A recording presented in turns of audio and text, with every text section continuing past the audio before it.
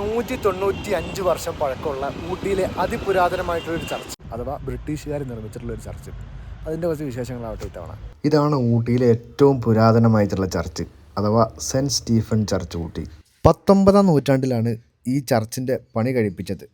ബ്രിട്ടീഷുകാർക്ക് മാത്രമായിട്ട് ഊട്ടിയിലൊരു പള്ളി വേണമെന്ന് അന്നത്തെ മദ്രാസ് ഗവർണറായിരുന്ന സ്റ്റീഫൻ റംബോർഡ് ലുഷിങ്ടണ് അതിയായ ആഗ്രഹമുണ്ടായി.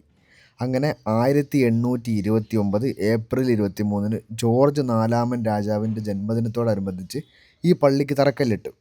1830 നവംബർ 5-ന് കൊൽക്കത്ത ബിഷപ്പായിരുന്ന ജോൺ മത്തിയാസ് ടർണർ ഈ സെൻറ്റ് സ്റ്റീഫൻ പള്ളി സമർപ്പിച്ചു. എന്നാൽ അധികം വൈകാതെ തന്നെ 1831 ഏപ്രിൽ 3 ഈസ്റ്റർ ഞായറാഴ്ച ഇത് പൊതുജനങ്ങൾക്കായി തുറന്നു കൊടുക്കുകയും ചെയ്തു. ഈ പള്ളിയുടെ പല ഭാഗങ്ങളായിട്ട് ഭയങ്കര ആകർഷകമായിട്ടുള്ള പല ചിത്രങ്ങളും ചരിത്ര വസ്തുതകളും ഒക്കെ നമുക്ക് കാണാൻ പറ്റും. ഈ പള്ളിയുടെ നിർമ്മാണത്തിന് ആവശ്യമായിട്ടുള്ള പ്രധാനപ്പെട്ട തടികളും മറ്റ് വസ്തുക്കളും ഒക്കെ ശ്രീരംഗപട്ടണം ദ്വീപിലെ ടിപ്പു സുൽത്താൻ്റെ കൊട്ടാരത്തിൽ നിന്നാണ് കൊണ്ടുപോയത് എന്നാണ് പറയപ്പെടുന്നത്. ഈ കാണുന്നത് പള്ളിയുടെ ബാൽക്കണിയാണ്.